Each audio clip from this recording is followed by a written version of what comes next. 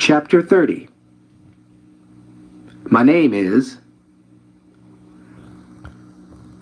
Is Lamont back from L.A.? Kendra asked. Yes, Mama said, and then moved on to the topic she wanted to discuss. Have you ever thought about getting a real job, dear? A real job? Kendra repeated, flustered. Mama Jackson noticed raindrops starting to fall. Seatbelted in the back of her chauffeur-driven Mercedes sedan, she pushed the button to raise the side window. Yes, you know, a job that actually pays money at regular intervals. You don't seem to have had many of those. None that I know of. Mama's tough love was the gift that kept on giving. I just got a job on Law and Order, as a matter of fact, Kendra countered, hoping Mama didn't watch the show. Wonderful, Mama cried. And you didn't tell me. I love that show. What kind of role? Just a small part, but pivotal. A non-speaking role, Kendra said. She didn't dare reveal she was playing a hooker who gets killed in the opening sequence. Hopefully, Mama would miss it. If she blinked, she probably would. Well, Mama said, her enthusiasm evaporating. You'll have to tell me when it will be on. Won't forget, Kendra said, not meaning it. Where are we going? It's a surprise, Mama said. She wasn't finished with giving advice, and Kendra was obviously trying to divert her attention. It's just that I worry about you, Kendra, she said honestly. How do you support yourself? I manage, Kendra said tightly. I get paid plenty for my hot calls, Kendra thought. Although she could have done without the 3rd degree, she was glad someone cared about her well-being. Sometimes it seemed like no one did. The first thing people asked you in New York was, "What do you do?" When Kendra said she was an actress, they perked up. When they found out she had never done anything of note, the conversation quickly went downhill. And you're always turned out in the latest fashions, Mama continued. How do you pay for all your beautiful clothes? Mama liked that about Kendra. She dressed with style, never slutty.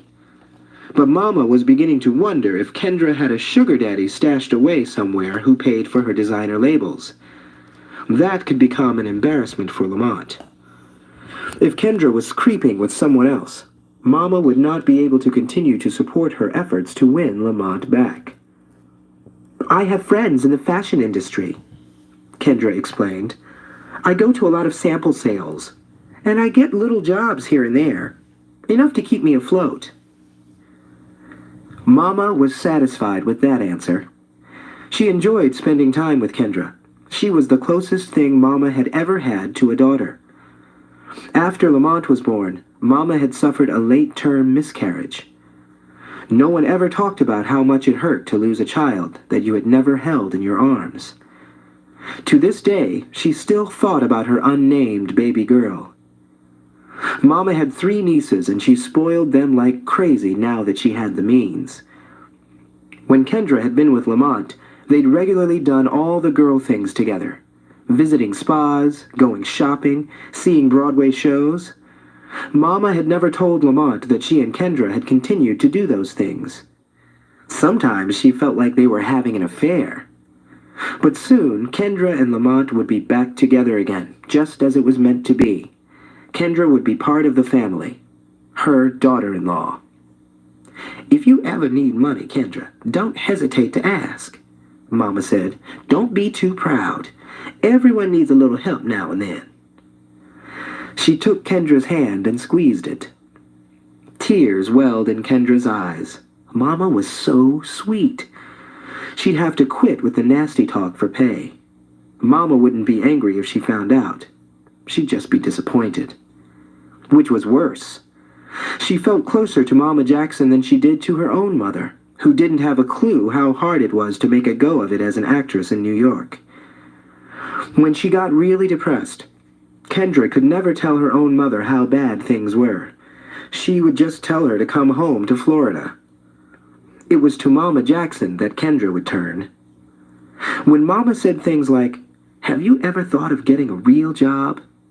Kendra didn't take offense. She'd often asked herself the same thing. But what would that mean? Buying business attire and taking the subway to sit in a cubicle all day, hoping for a 4% raise at review time, or worse, folding sweaters at the Gap. She had no college degree and no definable marketable skills. She wasn't even computer literate. She had temped once, answering phones at an advertising agency. The people there always seemed frazzled and nervous, like they were one wrong move away from getting fired. No thanks, that life wasn't for her. And phone sex is? A little voice inside her head said mockingly. But she kept telling herself that it was only a temporary way to pay the bills. The car pulled up in front of a 5-story brownstone on East 22nd Street. "Here we are," Mama said. "Mama Gina's School of Womanly Arts." "What is this?" Kendra said, disappointed because she'd hoped they were going to a new spa or something like that. "I read about it in New York Magazine. I liked that the woman calls herself Mama, you know?" Mama Jackson said. "She teaches a class on how to make the most of your womanly wiles. All this sister goddess stuff. I thought it'd be fun." "Maybe," Kendra said, unbuckling herself. She was game. "Let's see what this Mama Gina has to say." Mama's uniformed chauffeur opened the door, and Kendra put one leg out. "Be sure to tell me all about it," Mama said, fingers curling in a wave. Kendra pulled her leg back in. "You're not coming?" "Heavens, no. I have another appointment with a real estate agent. I'm looking at new apartments.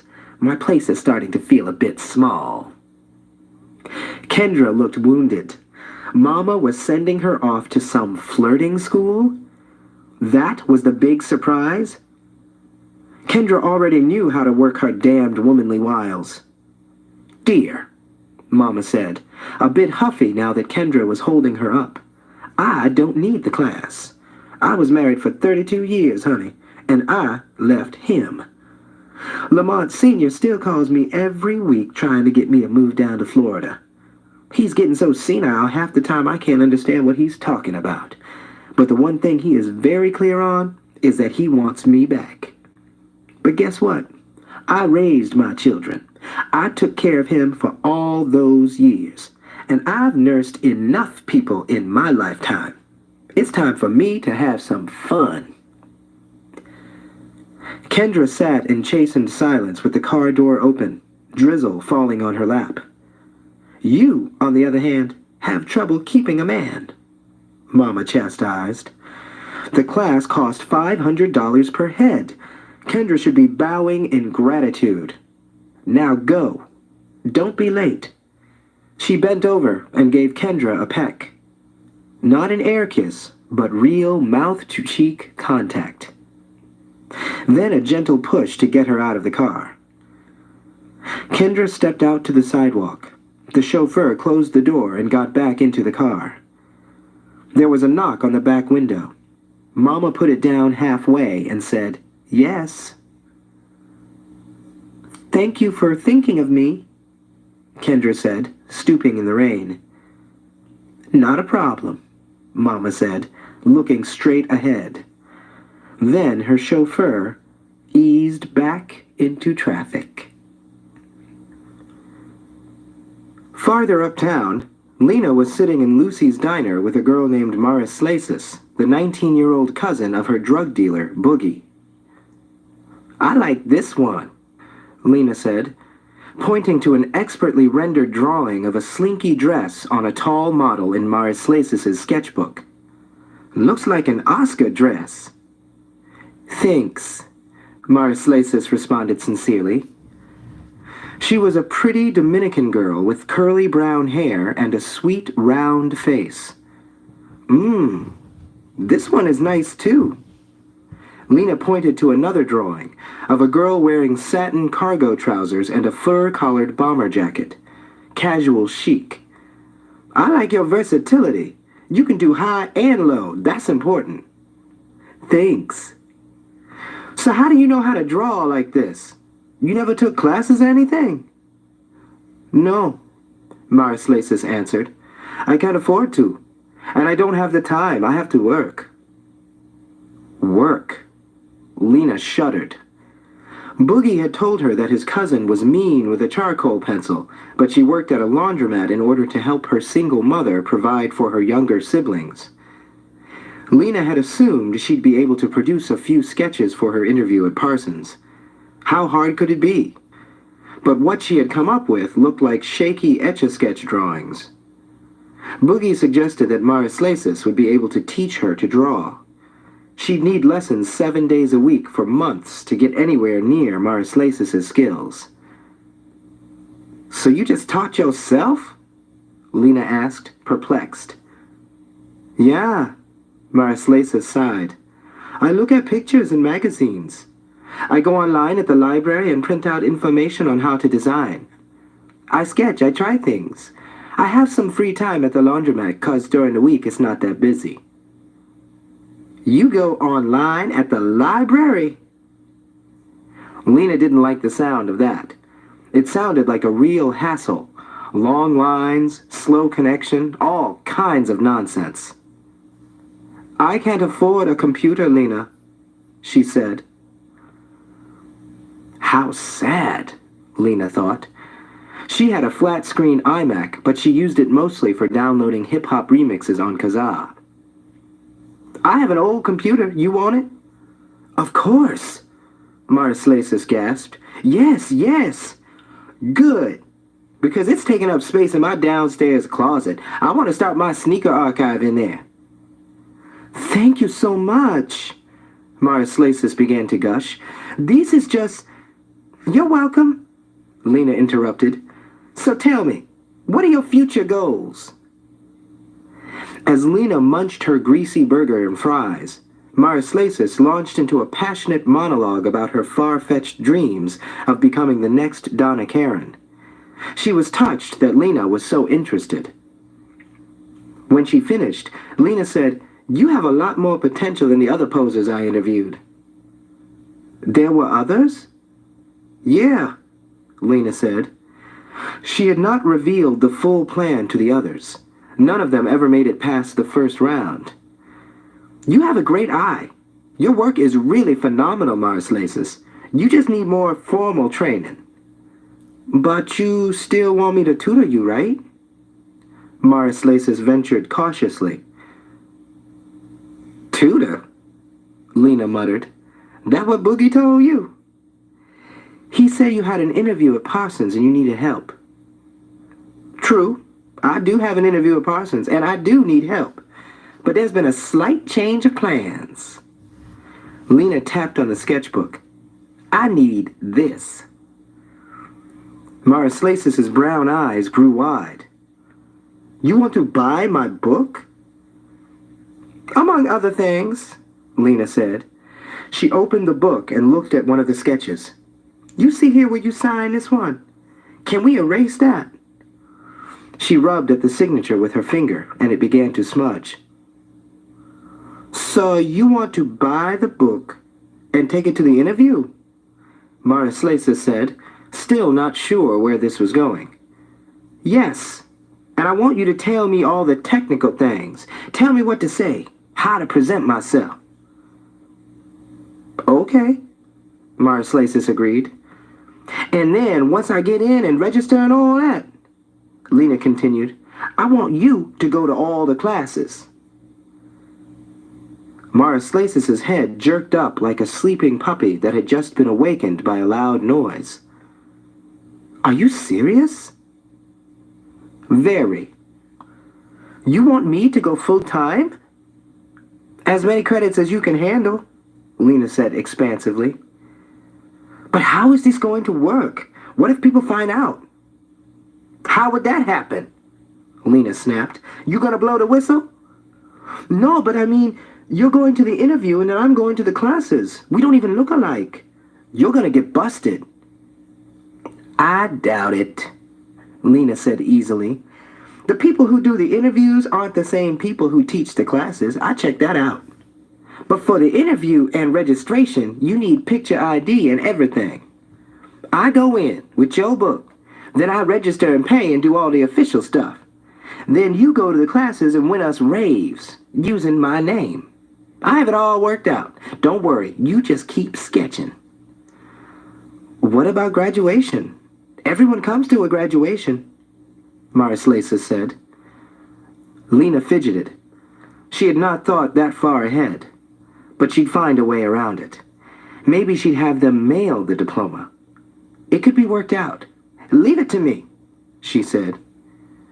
But Lena, I don't know. People could still find out. And why don't you just use my book to get in and then go yourself? You can afford to go. You might like it.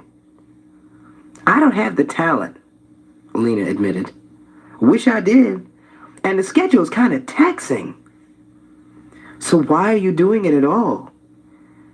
Don't worry about it, girlfriend, Lena retorted condescendingly, not wanting to get into her drama with Daddy.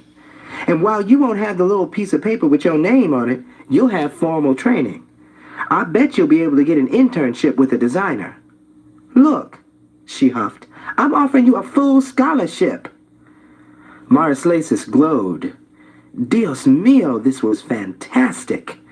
She was going to Parsons for free. So you'll pay for all the classes, books, drawing materials, everything I need?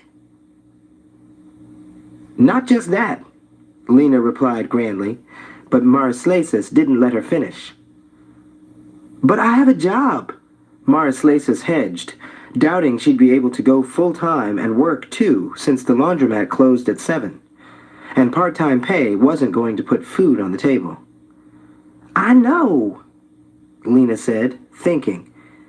Bitch, you'd rather work at the laundromat? Hear me out. In addition to the scholarship, I'll pay you. I don't want you to just show up. I need you to excel, she said, silently adding, so I can bring those glowing reports back to Daddy. Marislesa was floored. This was the best day of her entire life. How much? She asked softly, not wanting to sound pushy. Let's see, Lena said. Now that she was on credit card suspension, Lena was tearing through her cash allowance and writing bad checks and IOUs all over town. And she'd had to get creative, like going to the gas station to load up on cigarettes and all manner of sundries on the mobile card. Things are a little tight for me right now. Marislesa eyed her curiously. Boogie told her Lena lived in a huge apartment and always paid for her weed with $100 bills. But my cash flow should be back on track by the time we get accepted. Lena knew that once she got in, Daddy would be so thrilled he'd let her lean on some serious cash. Shit, she was going to ask for a bump up in her allowance. And he'd gladly pay for any and all of her school expenses, which she would mark up considerably. So let's say, for you personally, $2,000 per class, half up front, and the rest payable at the end of each semester. This ends side 2 of cassette 6 of Bling. Please fast forward to the end before...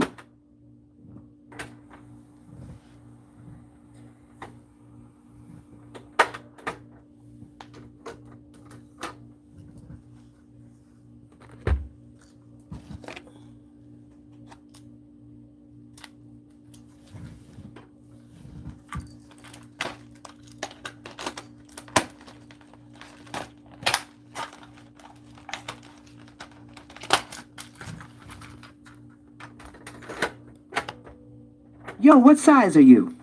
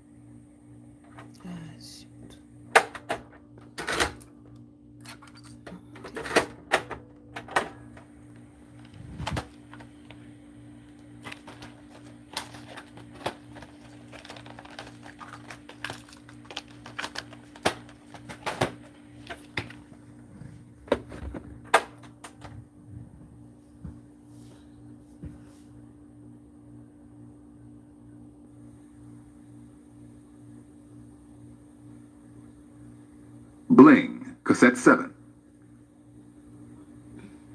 Maraslasis gulped down her Coke and chewed nervously on a chip of ice. Dios mío, Dios mío! Lena was having a ball. She felt like a CEO. And there will be added incentives. I don't know how they grade over there at Parsons, but if you rank in the top tier of your class, I'll throw in something extra. To be determined later. Lena looked at the overjoyed expression on Maraslasis' face and asked, just as a formality, "So you down?" Words could not convey Maraslasis' eagerness. She nodded her head vigorously, her curls bouncing. "And your real name is Marlena," Maraslasis bubbled. Lena pursed her lips. Why'd Boogie have to tell her that? "And my name is Maraslasis." "Point being," Lena said impatiently, signaling for the check.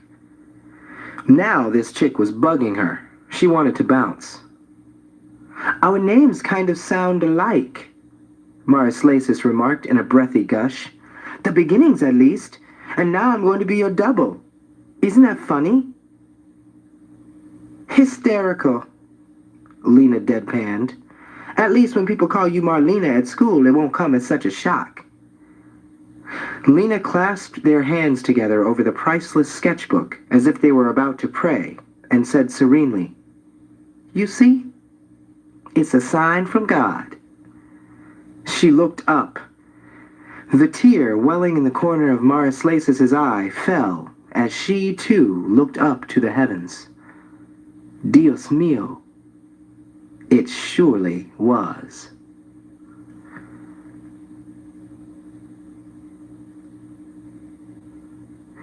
Chapter 31.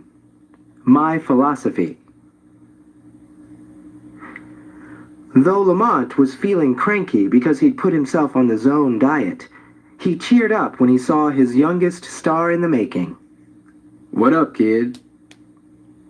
With a gangsta lean, Billy sidled over to the sofa in Studio C of the Hit Factory.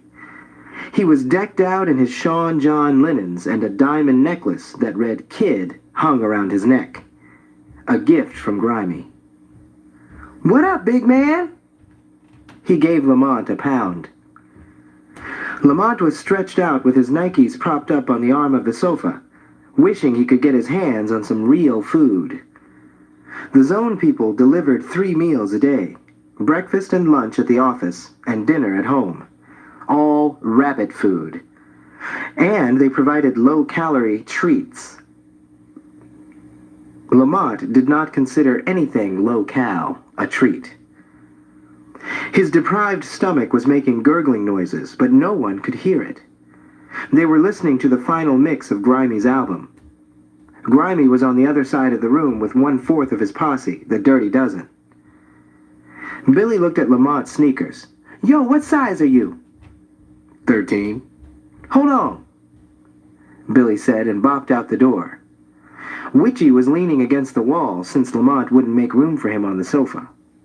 "I'm a 12," Witchy called out, annoyed that he hadn't been asked. They knew where Billy was going. Everyone in the office had heard the story of how Billy had lifted Daryl's wallet and ordered 25 pairs of sneakers from Nike.com with Daryl's credit card. Billy had gotten Daryl's billing address from his driver's license and had the order shipped to the studio. Everyone got sneakers except Daryl. Billy put the wallet back so Daryl didn't even know what had happened since he hadn't yet gotten the credit card bill. When Lamont heard of Billy's prank, all he said was, "That's one smart kid." Billy returned and gifted Lamont and Witchy with kicks in their respective sizes. "Where's Daryl?" Lamont asked. "Around here somewhere," Billy said, unconcerned. Daryl had been running back and forth between two rooms at the Hit Factory, working on Mimi's album and the TLE anniversary project. He came in occasionally to oversee the progress of the kid's record, but Grimy and various producers were running things creatively. "Find him for me," Lamont ordered, and Billy ran off to do as he was told. Daryl hadn't been to the office for weeks. Witchy had been keeping tabs on him, but Lamont wanted an in-person progress report on the projects Daryl was handling. But soon after Billy had gone on his hunt for Daryl, Lamont got up to leave. He decided he didn't want to speak to Daryl tonight. It'd just make his stomach growl more. "So, Grimes," Lamont said to his thug genius, who was disappearing in a cloud of Newport smoke. "You got a name for this one yet?" The record sounded great, but Lamont couldn't concentrate. He had to go get some dinner. "Yeah," Grimy said, blowing smoke rings. "Ghetto transfusion." Daryl was walking into a party with Nicole Narain, Playboy's Miss January 2002. Everyone who was anyone was there. They were all looking at him with the gorgeous black playmate on his arm. She was 5'9". He was 10 feet tall. Passed out on a couch in a small side room at the Hit Factory, his dream was about to turn into a wet dream until he felt something brushing his face. He groggily slapped himself into a state of semi-consciousness. The room was completely dark. He hadn't slept for more than 4 hours a night in weeks. Then he felt something crawling on his hair. He sat up and started screaming like a girl. What was that? He heard a squeaking sound. A mouse? He had a terrible fear of mice. He heard muffled laughter. Still half asleep, he lunged for the light switch on the wall. The sound of the tittering got louder. He knew that laugh. Billy flipped the switch by the door, flooding the room with light. Daryl jumped as Billy's spotted gerbil raced around his bare feet. He hopped from one foot to the other, yelping. He looked like he was doing a tribal dance. "Get that rat away from me!" Billy ran over and scooped up his pet. "It's not a rat," he said, insulted. "Brownie's a gerbil." Brownie had brown spots all over his white fur. Billy held it up to Daryl's blotchy skin. "You guys could be related." "Get that thing away from me!" Daryl yelled, shivering with disgust. "And get the fuck out!" He was so tired he felt punch drunk. "Big man's looking for you," Billy said. "I told him you were sleeping on the job." "He's here?" "Yeah," Billy said. "Hurry up. He's been waiting on you." Billy walked out of the room and slammed the door. Daryl slipped into his sneakers. Damn, his breath was funky. He hurried to the door, trying to wake himself up. As soon as he got into the hallway, Billy flung Brownie through the air and the jumpy gerbil landed, plop, right on the back of Daryl's neck. Daryl squealed and flailed frantically in the hallway, spinning like a top, as two Hit Factory employees looked on from the lounge. "Get it off me! Get it off me!" Billy almost died laughing.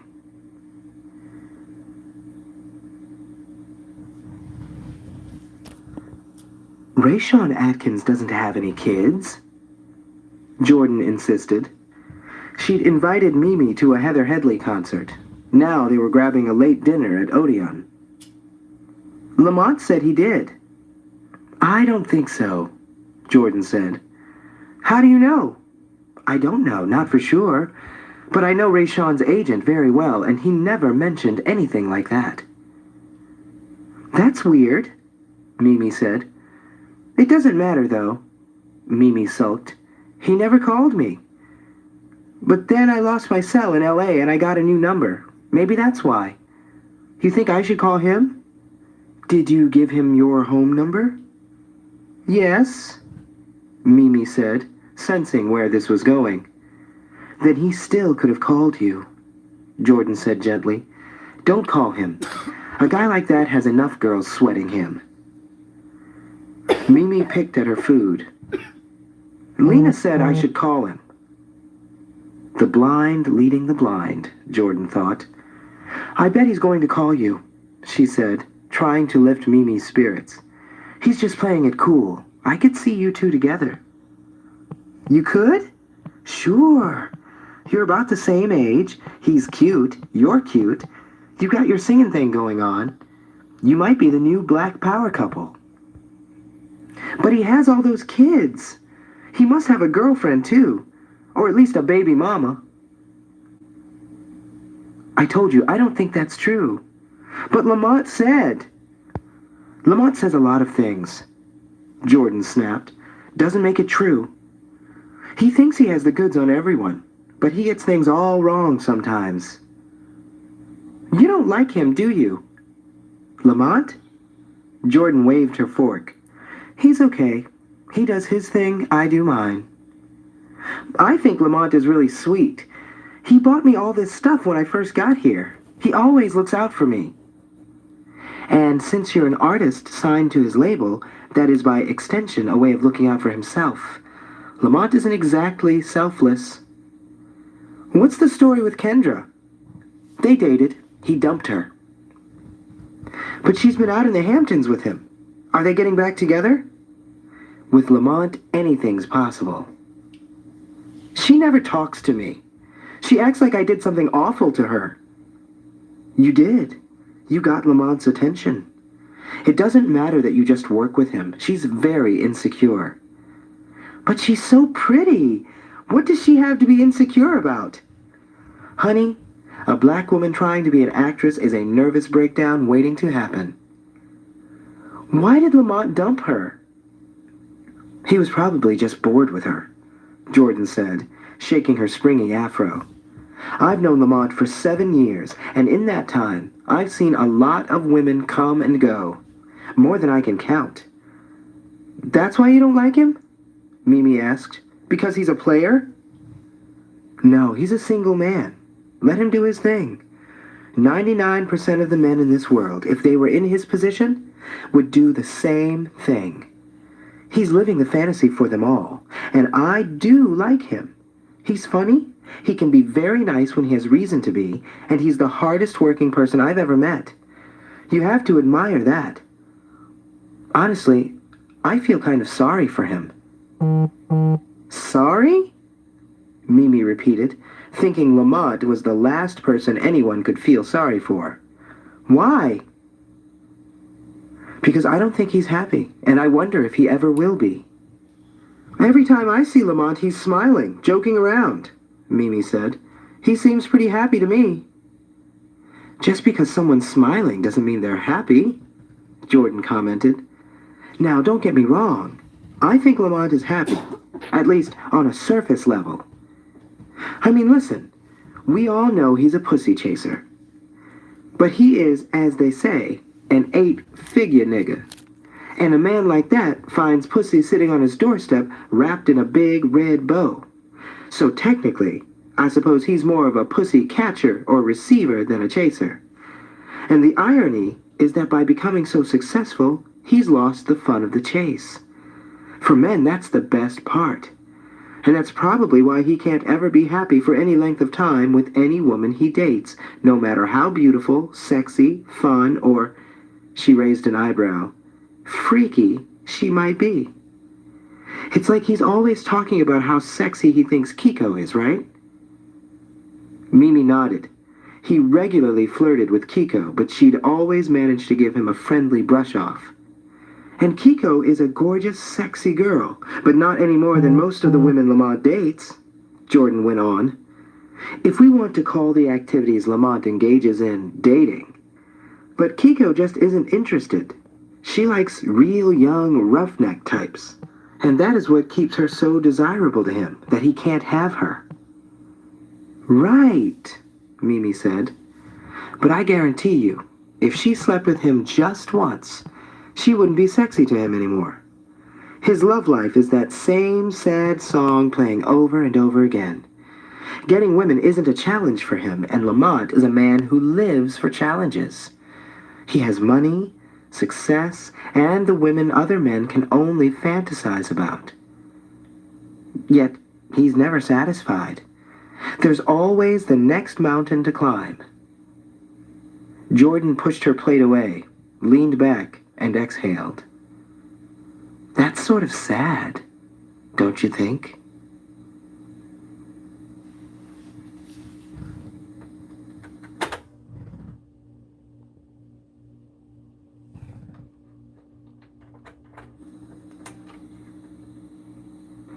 Chapter 30.